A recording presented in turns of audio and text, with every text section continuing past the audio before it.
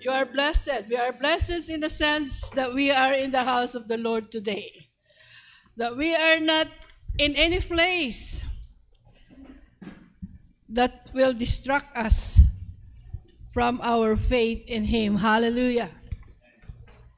You know what? Jesus is coming soon. How soon enough, Madam? As a young girl, I always heard this message from my mom. Wala na si Mommy. Wala pa si Jesus. Did my hope nanghina ba yung aking pag-asa? Hindi po, lalong tumitibay.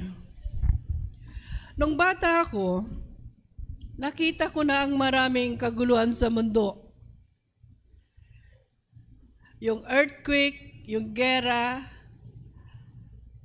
nakita ko na yon. Pero hindi pa dumating si Jesus.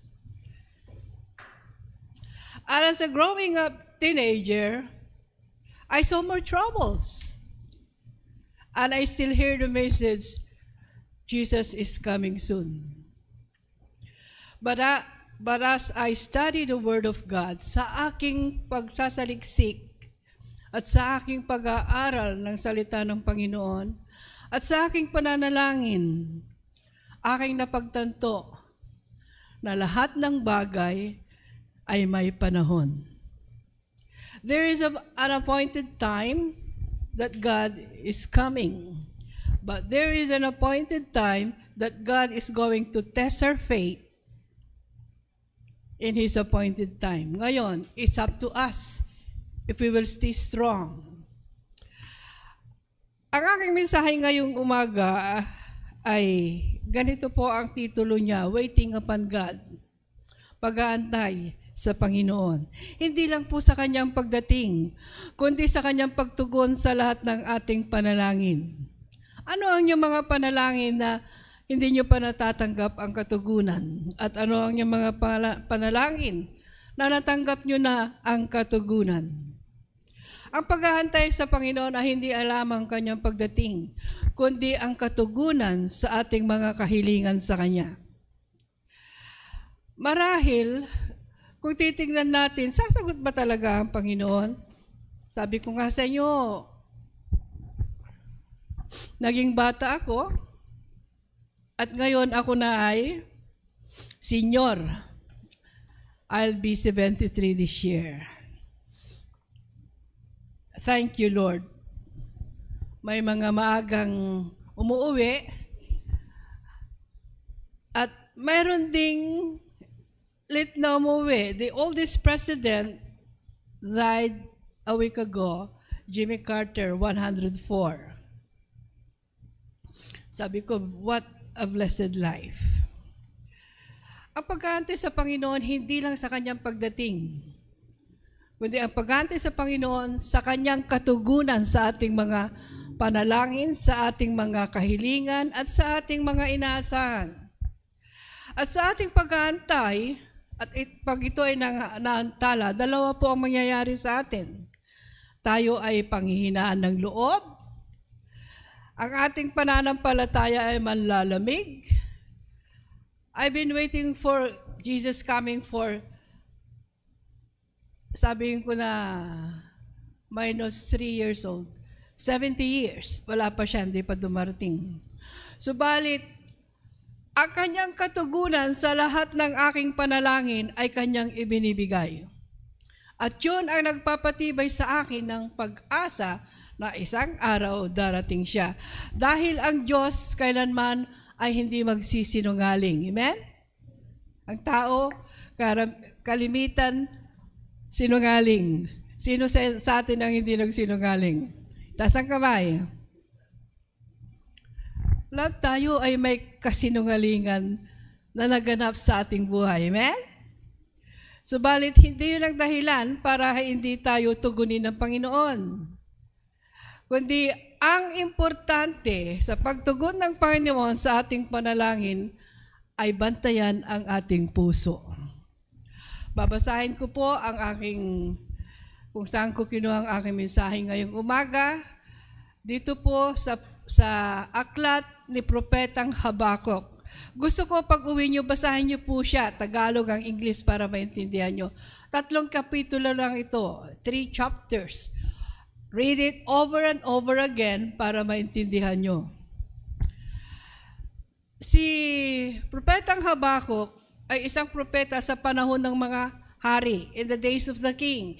He was a prophet in the days of the king. After King Solomon died at nagkaroon ng iba-ibang hari, after na na-divide ang 12 tribes of Israel ng northern saka southern kingdom, ito yung mga propeta na naging tagapagsalita ng Panginoon sa mga kanyang mga chosen people, the Israelites. Keep in mind, we are also an Israelite. The Israel or the Israelites are the literal Israelites, but we are the spiritual Israelites. Tayo po ay spiritual na Israelitas because we are also chosen.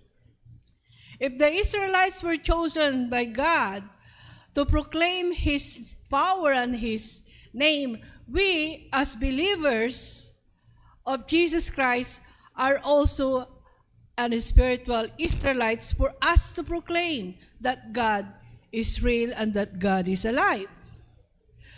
So I will read to you Habakkuk chapter 2, verses 1, 2, and 3. I will read in English and I will read in Tagalog. Kasi maganda po yung maintindihan natin ng maayos. Si Propetang Habakuk po ay nagtatanong. So, pwedeng magtanong sa Panginoon. Amen? Si Propetang Habakuk ay nagtatanong sa Panginoon. I'll give you the overview of Habakuk, of the book of Habakuk. Siya po ay nagtatanong. Sabi niya, kasi ang mga Israelitas po ay pasaway. They are the most stubborn people. Ganon din po ang mga spiritual na Israelita, sometimes pasaway sila. Sino sa atin ang hindi pasaway?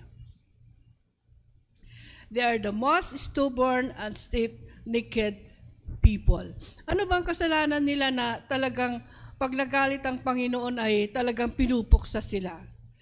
Sila po ay hindi sumusunod sa utos ng Diyos. Anong utos ng Diyos? Love the Lord with all your heart, with all your soul, and there is no other God in your heart but Him only. Ang mga Israelitas, sila po ay nainganyo sa mga pagano na sumamba sa Diyos-Diyosan and even sacrifice their own children doon sa Diyos-Diyosan. And that's one thing na sila ay pinupuksa ng Panginoon sa pagsuway na ito. Dahil sabi ng Panginoon, wala kayong sasambahin na Diyos kundi ako lang na lumikha sa inyo. Ito ang utos ng Panginoon. So, palagi kong sinasabi sa pulpito na ito, what a wonderful world if all of us, all creation, all na tao, magkaroon ng takot at pagmamahal sa Panginoon.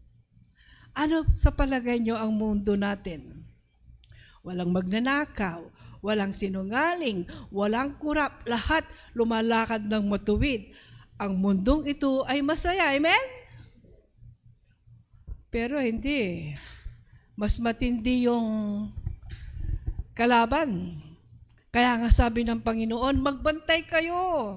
Huwag kayong magpa-sakop sa kaaway. Magbantay kayo mga anak dahil kayo ay kanyang ililis, which is true. And the thing that the enemy is using against God's chosen people, not only the Israelite, but also believer, is fame, money, and glory. Hindi masama ang pera. Ang masama ay ang pagmamahal sa pera na siyang sanhi at ugat ng lahat ng kasamahan. Hindi masama magkaroon ng magandang buhay. Hindi masama na magkaroon ng magandang bahay. Ang masama ay doon mo itutuon ang iyong pag-asa. Kaya, sabi ni Propetang Habakuk, dahil sa kasalanan ng mga Israelitas sa pagsaway, pasaway sila talaga I will punish them and I will use the Chaldeans, the Babylonians.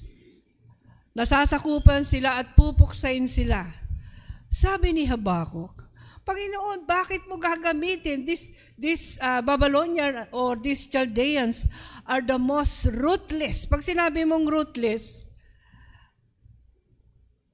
they skin their enemy. Alam nyo, pag sila ay ang mga kaaway nila, binabalatan nila parang mga baboy, kambing, aso. Binabalatan. And this what they are doing to their enemies, and they are the enemies of the Israelites. So sabi ni Habakuk, Panginoon, bakit mo gagamitin ang Babylonia para parusahan ang iyong mga anak? Tinanong niya ang Panginoon, bakit? Nagtatanong ba kayo sa Panginoon, bakit Panginoon ganito naman ginawa mo sa akin? Nasasabi niyo ba yun kuminsan sa inyong mga pagsubok sa buhay na dinadaanan? Sabi ni Habakuk, I'm just giving you the overview of the book of Habakkuk. Tinanong niya ang Panginoon, why are you going to use these ruthless Chaldeans to punish your people? Why? Yun ang tanong niya. So sabi niya, Panginoon, sagutin mo ako. Anong sabi niya?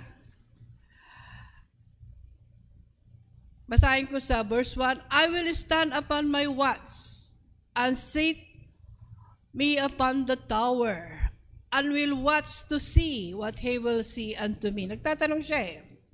And what shall answer? I shall answer when I am reproved. Sabi niya, kailangan magbantay ako. I will stand on my tower. You see, when we have question to God, hindi tayo magmumukmok. We should kneel down and pray and reach the mind of God for us to receive the answer. Kaya sabi niya, I will stand upon my watch and sit me upon the tower and will watch to see what he will see unto me and what I shall answer when I am reproved. At anong isasagot ko sa kanya pag ako ay kanyang itinama. Aakyat ako sa bantayan. Ang tower kasi is mataas. So when you have problem, wag kayong bababa, kundi you go to the highest peak in the presence of God. So you will receive the answer that you need. Aakit ako sa bantayan at hihintayin ang sasabihin ni Yahweh sa akin at ang tugon niya sa aking daing. When we have problem, we do not go anywhere else, but we will sit our heart to the highest peak of the presence of God for us to receive the answer. Bakit? Dahil tutugon ng Panginoon. If you seek Him with all your heart, honestly, puso kasi lahat eh. Walang pretense, walang hypocrisy. If you pray with all your heart and soul and seek the answer that you need from God, God is faithful. He will give you His answer. Verse 2, and the Lord answered me and said, write the vision and make it plain upon the tablets, that he may run that read it. For the vision is yet for an appointed time, but at the end it shall speak and not lie. Though it tarry, wait for it, because it will surely come.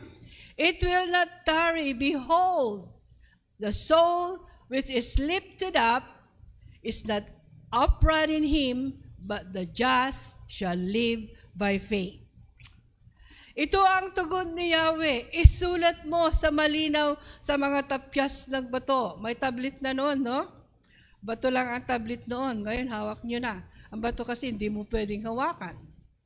Pero, at yan ang mga app nyo, Bible app sa tablet nyo, sa cellphone nyo. Try to read God's Word para hindi kayo malito. Isulat mo ng malinaw. Ito ang tugon na Yahweh. Isulat mo ng malinaw sa mga tapyas na bato. Ang pangitahin, ipapahayag ko sa iyo. You see, God is going to answer us through vision and through His Word. upang sa isang sulyap ay mabasa agad at maibabatid ito. Isulat mo ito sapagkat hindi pa panahon upang ito'y maganap. Ngunit mabilis nalilipas ang panahon. Happy New Year, 2025 na. Mabilis ano po? Ngunit mabilis nalilipas ang panahon at mangyayari ang pinakita ko sa iyo. Tiyak na mangyayari at hindi maaantala ito. Ito ang mensahe ng Panginoon. Ang hambog ay mabibigo sa kanyang pagmamataas. Ngunit ang matuwid ay mamubuhay sa pamamagitan ng kanyang pananampalataya. Amen? The just shall live by faith. Everything is faith. Lahat pananampalataya. Dito natin makikita na lahat ng bagay dito sa mundo o lahat ng pangyayari at nagaganap sa mundong ito, ang may kontrolado ay ang Diyos pa rin. Lahat ng bagay na nangyayari sa buhay natin, at kung minsan bakit ito nangyari, ay ang Diyos pa rin ang may kontrolado. Kaya pag tinanong mo siya, if you ask Him with all your heart, with no pretense that you really want an answer, God is going to answer you. He will answer you. I am speaking with experience. Ako po, sinasabi ko sa inyo na marami akong bagay na dinaanan. Sa aking edad na ito, hindi na matitinag ang aking pananampalataya in the sense that God works in my life in so many ways. He showed me how real He is in my life. I don't know to you. Ang eksperyensya na yon na aking naranasan sa pagtugon ng Panginoon ay siyang aking matibay na sandigan. Na kahit ako mag-aantay, sabi nga ng Proverbs, ang pag-asa daw na naantala o ang pag-aantay daw ay nanghihina, nagpapahina ng kalooban. Which is true. But if the Lord is in your heart, and you experience His goodness and faithfulness, nothing can shake your faith. Gusto kong ipaalala sa inyo na tayo nabubuhay dito, hindi lamang para mabuhay. May kadahilanan para tayo nabubuhay sa mundong ibabaw. Kaya nga palaging sinasabi ng pulpitong ito na seek for the reason why you exist in this earth. Ano ang rason? Ano ang purpose? Ang sabi ni Propeta Habakkuk, I will stand upon my watch. Magbabantay ako. I will look up. Titingin ako sa taas. Hindi siya tumingin sa baba.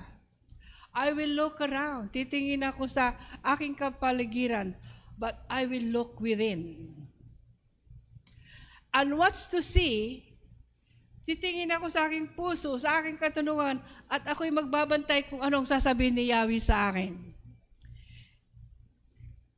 I will attentively listen to His word. Carefully observe the step of His providence, that I may not lose any hint of instruction or direction. Pag tayo po ay mananalangin at hihingin sa Panginoon buong puso kung ano ang kanyang direksyon sa ating buhay, papakita niya. Sabi ko sa inyo, I am 73 years old. I have so many questions. Sa aking mga kapalpakan, ginagamit yun ng Panginoon na ituwid para sa kanyang kaluwalhatihan. Kasi wala naman perfecto sa atin eh. Ang perfecto sa atin ay ang Panginoong Hesus. But we clothe His perfection. So wag natin idadahilan, I am not perfect. Yes, but you are now wearing the perfection of Christ. So what will you do? Anong gagawin mo? Dahil isinusuot mo na ang katuwiran ng Panginoon. Gaya ng kinanta natin, if you are redeemed, if you bear His name, what will you do? Ano yung kinanta natin? Walk in His ways. There's always praise in your heart. Mayroong kanta ng pagpupuri sa inyong puso na luwalhatiin siya palagi. Because praise will help you, strengthen you, even your faith, para hindi kayo magiba. Being watchful. Ano ba ang nangyayari sa ating mundo ngayon? Marami. If lately, gusto ko malaman nyo na you cannot live a happy, satisfied life without the Lord. Pag walang Diyos sa inyong buhay, pag initsupera nyo ang Diyos sa inyong buhay, hindi kayo magkakaroon ng kapayapaan. Dahil lahat ng mayroon sa inyong puso ay pagnanasa at pagkakamtam ng marami pang pangangailangan. You are not satisfied for what you have, but you want more and more and more to the extent that you will lose faith in God. Na inaakala mo na with my strength, I was able to do this. With my strength, I was able to accumulate this. With my strength and with my skill, with my wisdom and with my knowledge, I reach the highest fame of glory. No way. You cannot say that. Kasi there will be a time na mapupuno na yung cup mo. There will be a time na yung I mo, yung pagsabi mo, I will be filled with the wrath of God.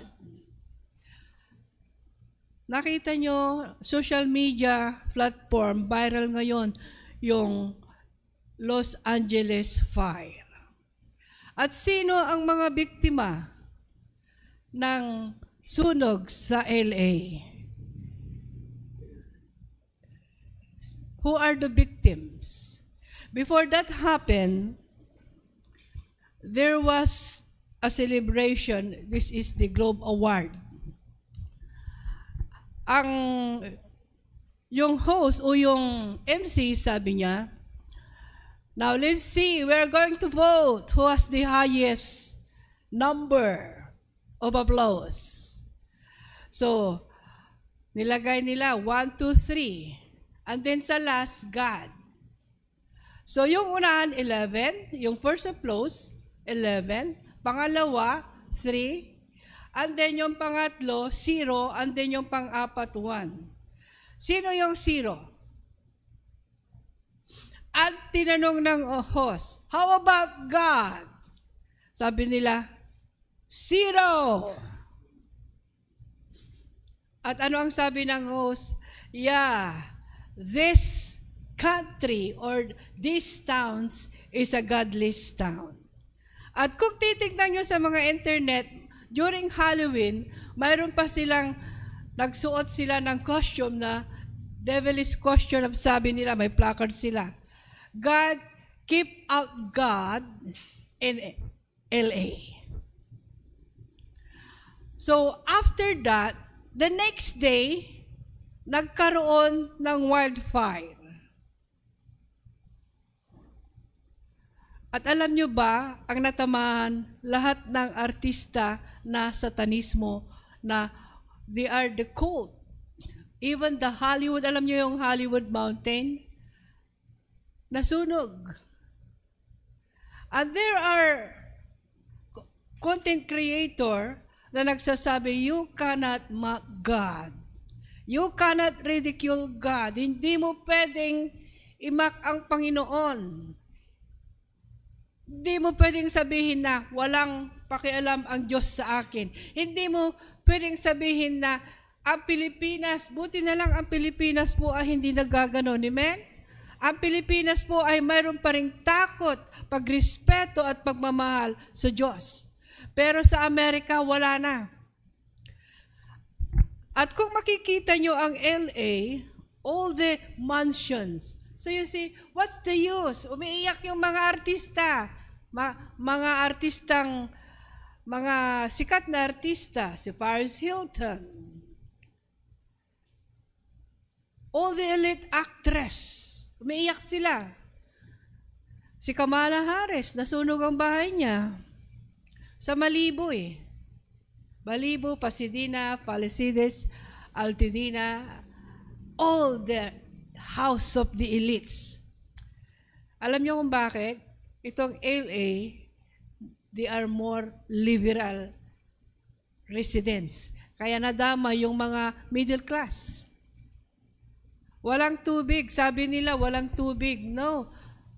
It's God's hands who made it. Once your cup is full, God is going to let you collect it from you.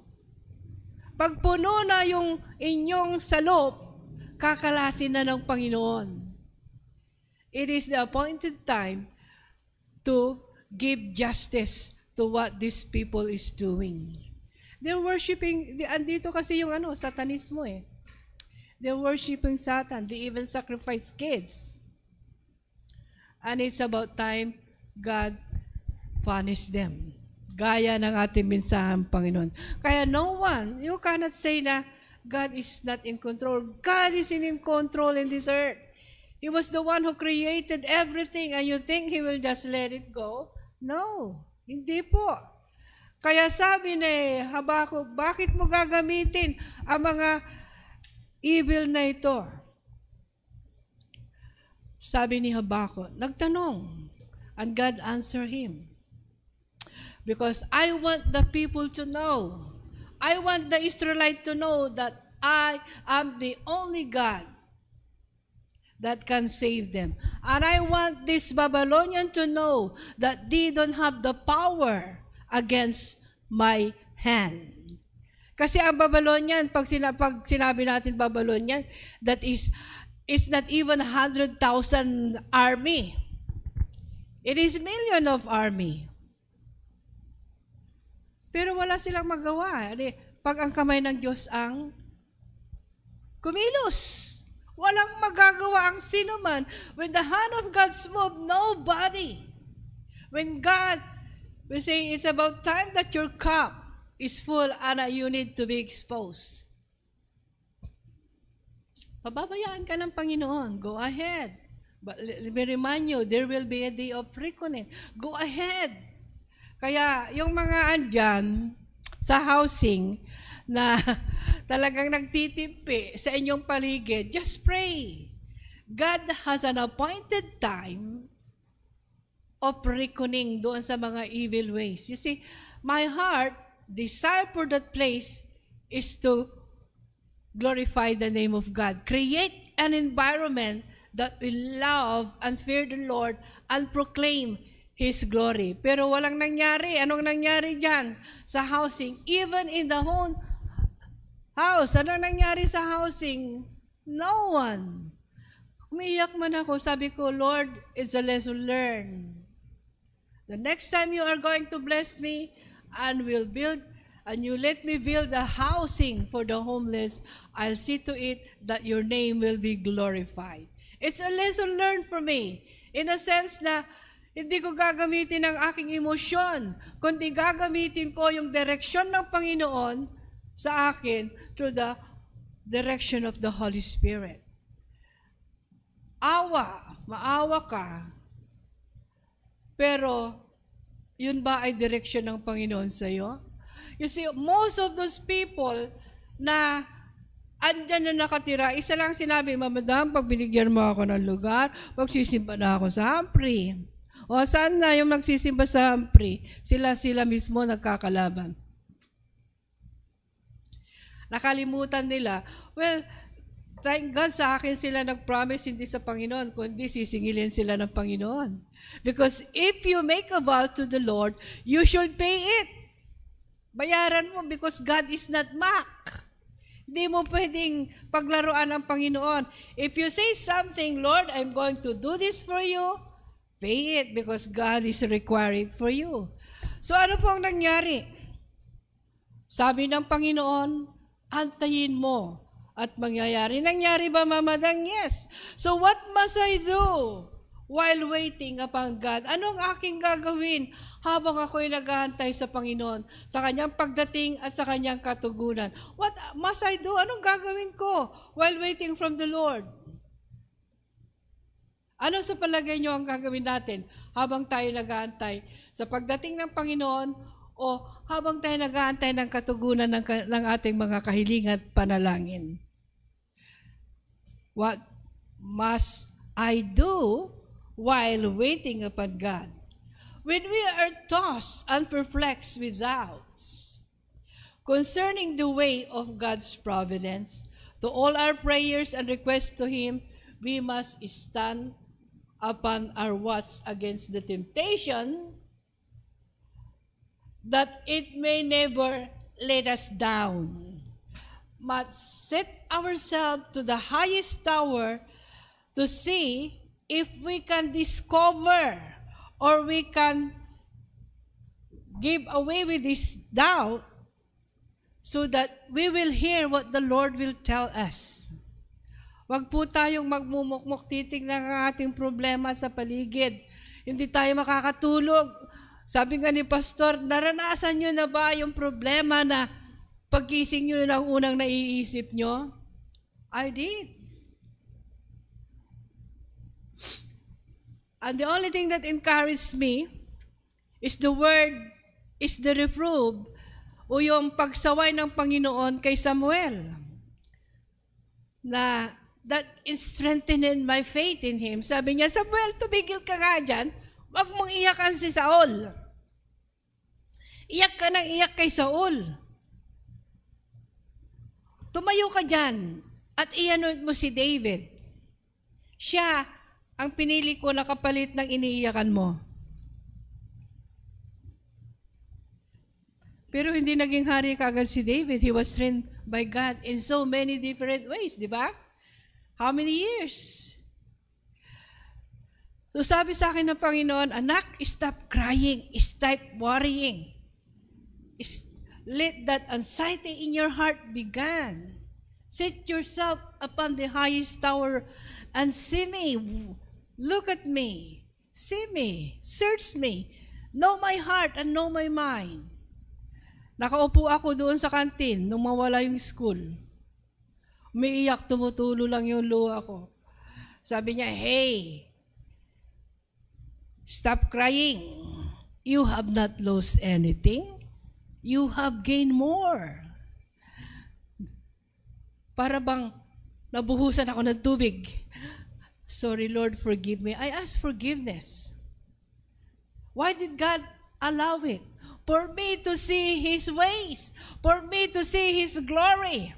For me to see His miracle. For me to see His power. Para yung aking pananampalataya ay lalong titibay. Umiyak ako, oo. Nasaktan ako, oo. Saan na kami nagkamali, Panginoon? Bakit nangyari ito? Oo, tinanong din yun ni Habakuk. Bakit ganito ang nangyari, Panginoon? Ano ang aming pagkukulang? Ano ang nangyari? Why did God allow it? For us to learn more, to trust in Him. We can never learn to trust in God if we have not been broken. If we have not been hurt. We never learn to trust in His power if we have not experienced such brokenness. Did we? Meron ba tayong naranasan na brokenness sa ating buhay? If you have, then be glad. Because the high places, ito yung nakakaligtaan ng maraming mananampalataya. Alam nyo ba yung mountains? The high places is the troubled times of life that we might gain spiritual growth. For the believer to remain stable as God tested you. Yung high places, yun yung troubled life na ating dinadaanan. Because in the high places, it is only there we can experience the goodness and faithfulness of God. I will give you two women who prayed, who make decision, different kind of decision, na yung decision ng isa, it caused the problem in the Middle East right now. At yung decision ng isa, ayun ang nagbabalance na nangyayari ngayon sa Middle East. When God told Abraham, Abraham, I'll give you a son. Sarah will bear a son. Narinig ni Sarah yon. But we know, because the Bible says, that Abraham and Sarah were no longer intimate to each other. Wala nang capacity na si Sarah manganganak pa, at wala na rin capacity si Abraham na pwedeng manganak si Sarah. Pero sinabi ng Diyos at my appointed time, Sarah will bear a son. And then itong si Sarah, tulungan ko na ang Lord para matupad yung kanyang pangako. What did Sarah do? Abraham, take my handmaid Hagar. We'll just help the Lord. So, she can give you an heir. So, ano nangyari?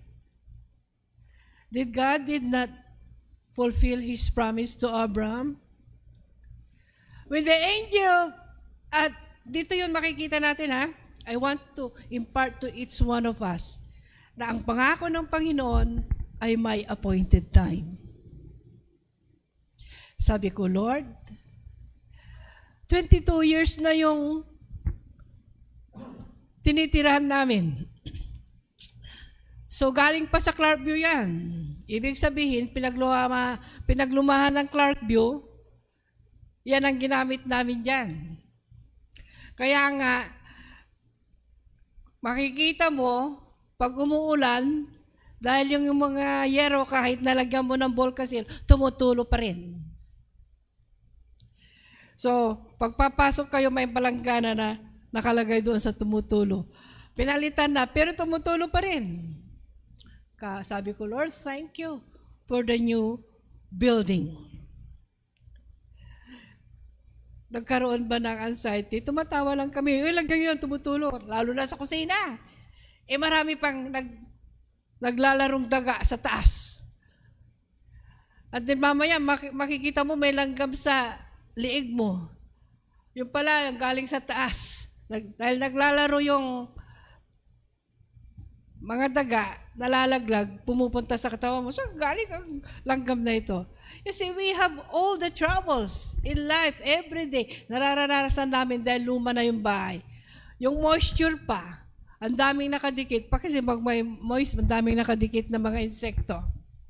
Sabi ko, Lord, thank you for the new house. Thank you, Lord, for the real house. 22 years. How long will I wait, Lord? Anak, magantay ka lang. Darating din yon. Thank you, Lord. Darating din yon. The high places is the trouble of life wherein God is going to sit you up to your 7 mountains and will help you. On the 7 mountains, you will see the vision. The vision that He is going to give you. Pangitain na ipakikita niya sa iyo, ito anak ang ibibigay ko sa iyo. Ito anak ang makakamtan mo. Ito anak ang magkakaroon ka. Wait for it. It will surely come. You see, when God promised you something, God is not mocked. God will not lie. He will do what He says. At nakita ko yun sa aking buhay. I'm 73. I'm being watchful to every move that God is doing in my life and in the life of my family. I've been through a lot. We have been through a lot. But everything that God allowed to happen in our life is a message. Anak, watch your heart. For time will come that I'm going to bless you. Watch your heart na hindi ito magmamataas. Watch your heart na ang ibibigay ko sa iyo ay hindi maglalayo sa iyo sa akin, kundi it will draw you more closer. Sabi ko, Lord, with all, pag ngayon, hirap kang magbigay ng 100 sa Panginoon. Pag pinagpala ka niya, hirap kang magbigay ng mas mataas na halaga para sa Kanya. When God touched me, na give something to this, titignan ko, Lord, am I working on emotion Or am I in obedience to your direction? I have learned a lot. Dahil marami akong natulungan in this community. Yung mga iba na umutang sa akin, hindi na nag-a-attend dahil nahihiya na hindi makabayad. So I start. Pag may humingi ng tulong, Madam, pwede bang umutang? Sorry, I've learned my lesson. Hindi ako magpapautang. Pero kung magkano yung pera ko na hawak ko, itutulong ko. Kasi pag di sila makabayad, di na sila pupunta ng church. This church is filled with people. People that this church have helped. People that this church extend a helping us. But where are they now? Kukunti tayo. Where are they now? But those who are faithful, yung maiiwan, yun ang makikinabang sa pagpapala ng Panginoon. Because God is true to His promise. He is going to bless this ministry more than you all will ever know. Because God, even when Roy Humphrey was alive, God showed him the vision. At sabi niya, but why is it that I am not there? Bakit wala ako doon? Kasi mauuna na pala siya. Sabi niya kay Lloyd, at narinig ko yon, nandun kami sa kubo. Remember the kubo over there? This place will be full of buildings. And this place will be full of people. I am seeing you, but I cannot see myself. Nauna na pala siya. And my prayer is, Lord, let me see the fulfillment of your promise. Hindi, wala nang magsasabi sa akin. Namamadang, pagbibigyan mo ako ng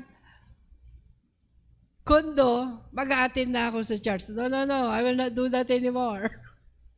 No way. You show your faithfulness to the Lord and the Lord will give you. Hindi na kayo pupunta kay Mama Dang, nasasabihin nyo, Mama Dang, pag binigyan mo ako ng lugar, papatayo ng bahay, church na ako. Sino ang nagsabi yon? Marami. Marami po. Marami. Lahat na nakatira dyan, nakatira doon. Mama Dang, pag bibigyan mo ako ng ganyan, ganyan. Now, this time, I've learned my lesson. When somebody will approach me, I need help, I'll search my heart. Is it emotion or is it God's direction? Mga kapatid, God is true to His Word. Huwag niyong i-supera ang Panginoon sa inyong buhay. Dahil pag ginawa niyo yon, you will be lost. You might succeed, but it will not last. But the Bible says, the blessing of the Lord add no sorrow. Alam niyo ba ang sabi ng Proverbs? God takes pleasure in the prosperity of His people. Nangyari ba yung sinabi ng Panginoon? Opo. Umatake ang Babylonia, sinakop ang Israelitas, God really give them into the hand of their enemies. Nangyari in His appointed time. Matagal na naghantay, pero nangyari. Kaya, ang tugon, sila po ay na-exile sa Babylon for 70 years. Biro nyo yun? Kaya ang modern day Babylon ngayon is Iraq and Iran. Kaya maraming Kristiyano sa Iraq at Iran. Dahil yung mga remnant ng mga Israelitas na naiwan, ay sila yung nag-minister o nagkalat ng mensahe ng Panginoon. Nangyari ba? Opo. Sabi ng Panginoon, after 70 years, I will visit you. And here come, pinits ko na ito, ipinanganak, hindi pa pinapanganak, pinangalanan na ng Panginoon, si King Cyrus. King Cyrus was the one who built the second temple na sinira during the Roman Empire. And now, the third temple will be rebuilt soon.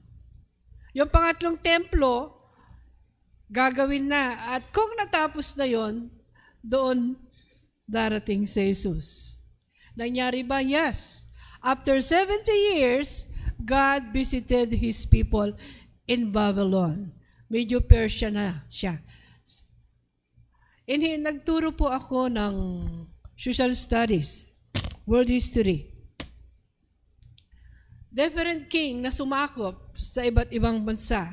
Pero hindi tinuro ng world history why, the reason of the pananakop, of the attack, of the assault. The book did not mention that it was God, kung sana yung mga sumusulat ng libro ay ipinakita nila na ang kamay ng Diyos ay andoon. Maybe, just maybe, children will learn that everything is controlled by the hand of God. At sinasabi lang kasi ng history, Iron Age, Bronze Age, King, sinakop, ganyan, but they never illustrate or elaborate that it was a punishment of sin. Kaya mayroong war. Kung sana ang history, hindi niya initsupera ang Diyos. Maybe, just maybe. Kaya buti na lang may Sunday school. Na kaya may gera dahil may kasalanan. May kaparusahan ang pagsaway sa Diyos. Ito ang nakaligtaan ng mga historian na isulat sa libro. If only they were able to elaborate that the causes of war is sin, then people should be aware that sin has its punishment. Namayagpag po ang naunang Pangulo sa paggawa ng krimen. Subalit, pag napuno na yung iyong sisidlan, ang Diyos mismo ang sisingil sa iyo. God Himself will be the one to punish you. He's going to expose you. So, ano ang nangyari kay Habakuk? Na kahit maghantay ka, darating at darating dahil sinabi ko. So, ano ang naging attitude ni Habakuk sa Panginoon nung siya ay sinagot? Mababasa natin po sa verse 17. Sabi niya rito, although the fig tree shall not blossom, neither shall fruit be in the vines, the labor of the olive shall fail, and the fields shall yield no meat, the flock shall be cut off from the fold, and there shall be no herd in the stall, yet I will rejoice in the Lord, I will joy in the God of my salvation. Two women who have different reception and receiving the promise of God. Sarah helped God to keep His promise. But did it work? No. Yun nga ang sanhi ng kaguluhan ngayon sa Middle East. Because of Ismael, yung anak ni Hagar, na naging anak ni Hagar kay Abraham. Kaya nagkaroon ng division. Instead na magkabate, hindi na. So nadagdagan pa kay Jacob at Esau. And then, ano pang nangyari? Pinalayas ni Abraham si Ismael. Dahil, sabi ng Panginoon, balakid siya kay Isaac. So the war is going on the Middle East between these two nations that come out because of a mistake, because of wrong acceptance of God's promise. Tignan natin si Ana. Two women, Sarah and Anna. How did Anna wait? Si Sarah hindi nakapagantay sa appointed time ng Panginoon. Because the angel visited Abraham. Nakita ni Abraham malayo pa. 3 angels. And na-recognize niya. They are like human, but they are angels in disguise. Pero na-recognize ni Abraham. At sabi niya, Abraham, at this appointed time, Sarah is going to bear a son. Did she? Yes. Isaac was born. The most humble peacemaker son of Abraham. How did Anna accept the blessing that Eli, the high priest, confirmed to her? Nakita ni Eli si Anna na nanalangin. She was so desperate kasi she was barren. Hindi siya pwedeng manganak. At yung first wife, nilalait siya. Pero siya ang mahal ni Elkanah. And she was jealous because Elkanah gave more portion to Anna because she loved her. At itong si first wife, nilalait si Anna, wala kang anak. So, every year, they go to the temple, give sacrifice, and this time, Anna prays so hard. Walang lumalabas sa kanyang bunganga, kundi yung lips lang niya ang gumagalaw at tumutulo ang kanyang luha. And then Eli saw her. Akala ni Eli lasing siya. Why is it that you are in the house of God, but you are drunk? And then sabi ni Anna, no, my Lord, I am not drunk. I'm just pouring out my soul, my heart, my spirit to God, that He will open my womb that I could bear a son. Ano ang sabi ni Eli? Stand up, go in peace. God is going to answer your request. Tumayo si Anna, naniwala sa sinabi ni Eli. Nagkatotoo? What kind of faith these two women? Sabi niya, if you will give me a son, I am going to offer him to you. God gave Anna a son. And that son was Samuel. And God gave his promise to Anna, and Anna keep her promise to God. After, sabi niya kay Elkanah, I will not go with you to offer sacrifice this time, every year, but I will go with you at the time na ready na si Samuel na i-offer ko sa Panginoon. Samuel was 3 years old. Sino ang 3 years old dyan? Are you willing to give up a 3 years old son? Anna was willing because she promised it to the Lord. Binigay niya kay Eli to serve the temple. At ano ang trabaho ni Samuel at her young age? Tagasindi ng, alam niyo yung candles, sinisindihan niya, tagabukas. At alam niyo kung saan siya natutulog? Doon sa pintuan ng Holy of Holies. And what happened to Anna? God bless her more with 3 sons and 2 daughters. You see what faith can do? We can learn from these 2 women the faith that we need, that can be shaken. Sabi nga, though it tarry, kahit magantay ka ng matagal, God has an appointed time. May panahon ng Panginoon na pagpapalain ang bawat isa sa atin.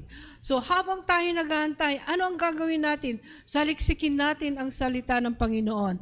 Tayo ay manalangin. Patuloy tayong magsaliksik. Patuloy tayong makipag-communicate sa Kanya. Patuloy tayong makipag-fellowship sa kapatiran. Huwag nating pabayaan na lumago ang ating spiritual na buhay dahil doon ipapakita ng Panginoon sa atin ang kanyang katugunan. Are you ready? Are you prepared? Are you waiting for God?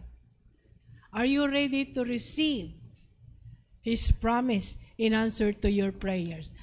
Mga kapatid, darating at darating ang Panginoon.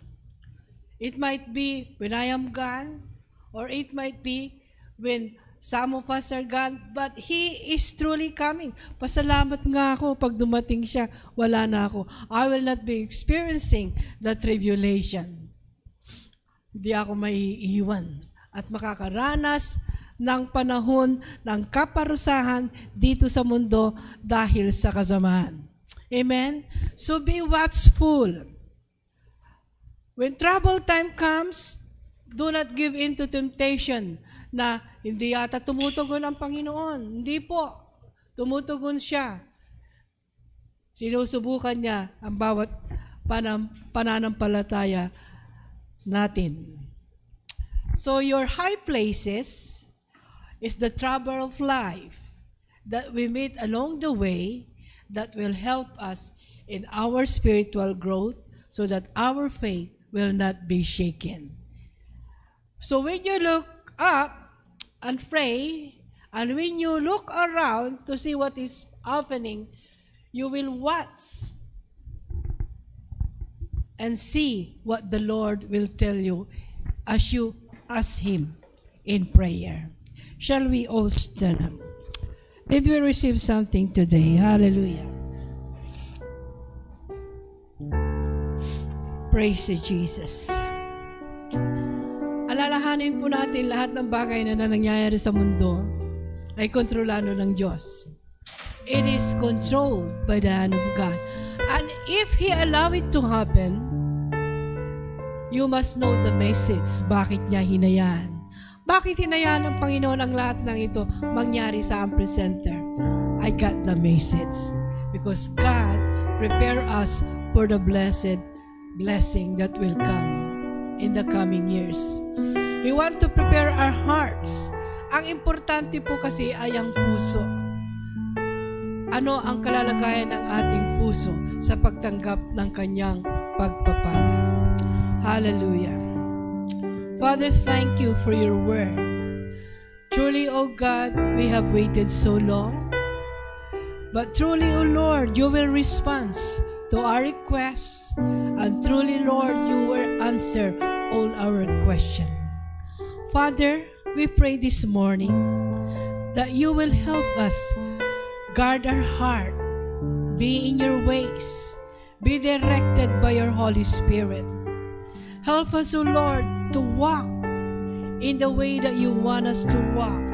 Help us, Father, to behave in the way you want us to behave. Help us, O God, to worship in the way you want us to worship, without pretense, O Lord, without hypocrisy, O God, but with a whole heart poured out to you with honesty, truthfully, O God. Thank you, Jesus. We praise you, we magnify your name for everything that you have done and everything that you are going to do for us now and in the days to come. Thank you for your blessing. Lord, daily blessing, daily bread that you provide for us. Thank you for the protection. Thank you, Lord, for the wisdom, for the knowledge, for the understanding that you have given us daily, for sustaining us with your supernatural strength, that we may be able to do what you want us to do in a line to your will. This we pray as we give you all the glory, all the honor that only belong to you. In Jesus' name, amen.